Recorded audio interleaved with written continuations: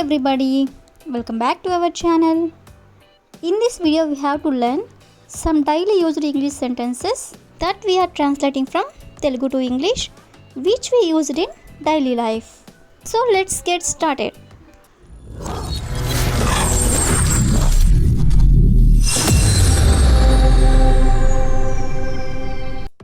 Before going to the topic, if you like this video, please like and share to your friends and family members, and also don't forget to subscribe my channel.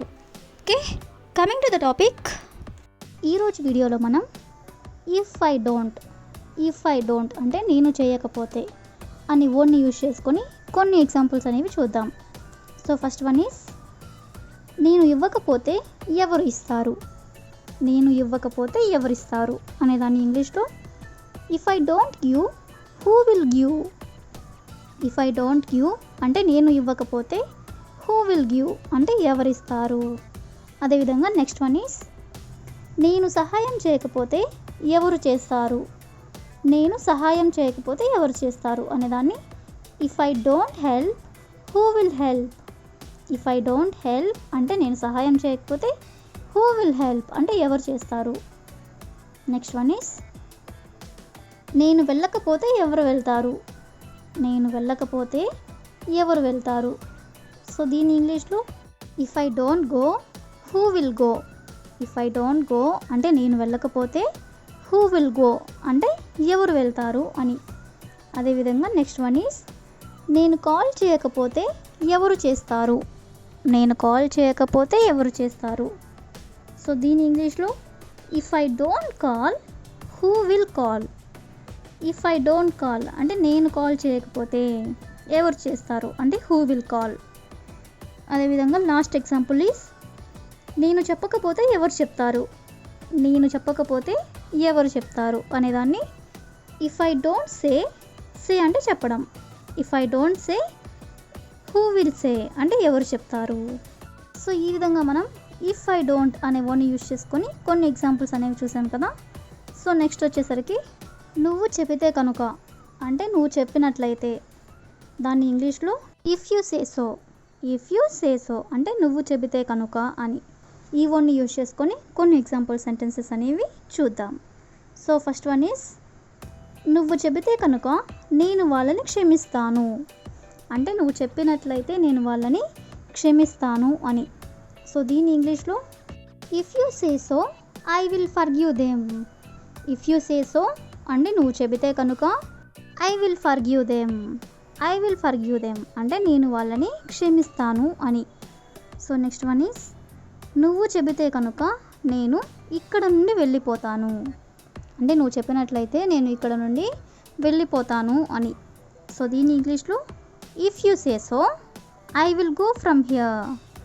If you say so అంటే నువ్వు చెప్పినట్లయితే I will go from here అంటే నేను ఇక్కడ నుండి వెళ్ళిపోతాను అని. Next sentence is నువ్వు చెబితే కనుక నేను ఆమెకి ధన్యవాదాలు చెబుతాను. నువ్వు చెబితే కనుక నేను ఆమెకి ధన్యవాదాలు చెబుతాను.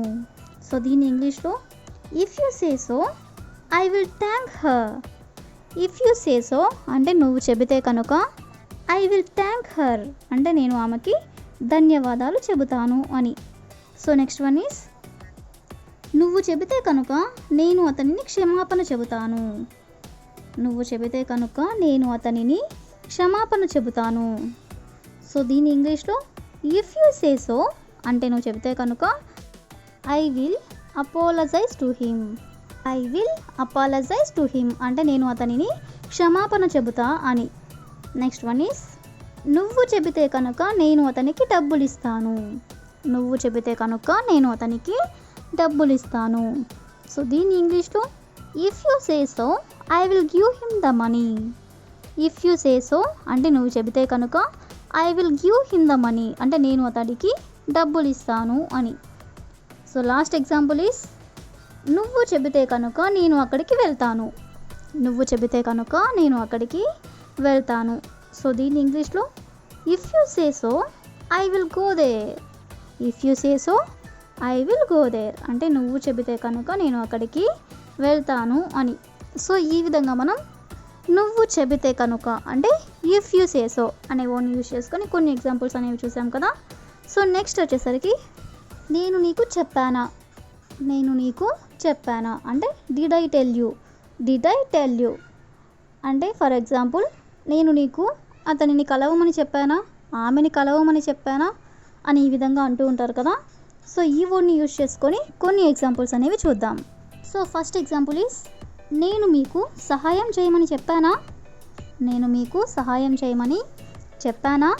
దీన్ని ఇంగ్లీష్లో నేను మీకు చెప్పానా అంటే డిడ్ ఐ టెల్ యూ, ఏం చెప్పాను అంటే సహాయం చేయమని. So did I tell you to help, did I tell you to help అంటే నేను మీకు సహాయం చేయమని చెప్పానా అని.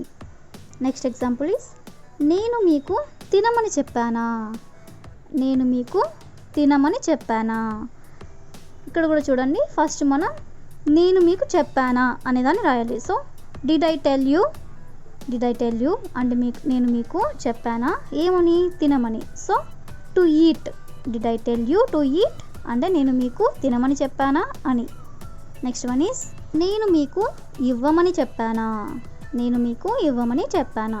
సో ఇక్కడ కూడా మనం ఫస్ట్ నేను మీకు చెప్పానా అనేదాన్ని did I tell you, did I tell you అంటే నేను మీకు చెప్పానా ఏమని అంటే ఇవ్వమని, అంటే నేను మీకు ఇవ్వమని చెప్పానా అంటే did I tell you to give, to give అంటే ఇవ్వడం. సో నెక్స్ట్ ఎగ్జాంపుల్ ఈస్ నేను మీకు చెప్పమని చెప్పానా, నేను మీకు చెప్పమని చెప్పానా. సో దీన్ని ఇంగ్లీష్లో did I tell you to say, to say అంటే చెప్పమని, డిడ్ ఐ టెల్ యూ అంటే నేను మీకు చెప్పానా, టు సే అంటే చెప్పమని. సో ఈ విధంగా మనం డిడ్ ఐ సే అంటే నేను మీకు చెప్పానా అనే వర్డ్ని యూజ్ చేసుకొని కొన్ని ఎగ్జాంపుల్స్ అనేవి చూసాం కదా. సో నెక్స్ట్ వచ్చేసరికి ముందు నాకు తెలియజేయండి అంటే ముందుగా నాకు తెలియజేయండి అని. అంటే దీన్ని ఇంగ్లీష్లో let me know before, let me know before అంటే ముందు నాకు తెలియజేయండి అనే వర్డ్ని యూజ్ చేసుకొని కొన్ని ఎగ్జాంపుల్స్ అనేవి చూద్దాం. సో ఫస్ట్ వన్ ఈస్ అక్కడికి వెళ్తే ముందు నాకు తెలియజేయండి అంటే మీరు అక్కడికి వెళ్ళినట్లయితే ముందుగా నాకు తెలియచేయండి అని. సో దీన్ని ఇంగ్లీష్లో let me know before going there, let me know before going there అంటే అక్కడికి వెళ్తే ముందు నాకు తెలియచేయండి అని. నెక్స్ట్ వన్ ఈస్ వాళ్ళకి డబ్బులు ఇస్తే ముందు నాకు తెలియచేయండి, వాళ్ళకి డబ్బులు ఇస్తే ముందు నాకు తెలియచేయండి. సో దీన్ని ఇంగ్లీష్లో let me know before giving them money, let me know before giving them money అంటే వాళ్ళకి డబ్బులు ఇస్తే ముందు నాకు తెలియచేయండి అని. సో నెక్స్ట్ వన్ ఈస్ పరీక్ష జరిపే ముందు నాకు తెలియచేయండి, పరీక్ష జరిపే ముందు నాకు తెలియచేయండి. సో దీన్ని ఇంగ్లీష్లో let me know before conducting the exam, let me know before conducting the exam అంటే పరీక్ష రాసే ముందు నాకు తెలియచేయండి అని. నెక్స్ట్ వన్ ఈస్ ఫీజు కట్టే ముందు నాకు తెలియజేయండి, ఫీజు కట్టే ముందు నాకు తెలియజేయండి. సో దీన్ని ఇంగ్లీష్లో let me know before paying the fee, let me know before paying the fee అంటే ఫీజు కట్టే ముందు నాకు తెలియచేయండి అని. సో ఈ విధంగా మనం లెట్ మీ నో బిఫోర్ అంటే ముందు నాకు తెలియచేయండి అనే వర్డ్ని యూజ్ చేసుకొని ఎగ్జాంపుల్స్ అనేవి చూసాం కదా. So that's all for today. I will ask you A question for you. అతనిని కలిసే ముందు నాకు తెలియజేయండి, అతనిని కలిసే ముందు నాకు తెలియజేయండి.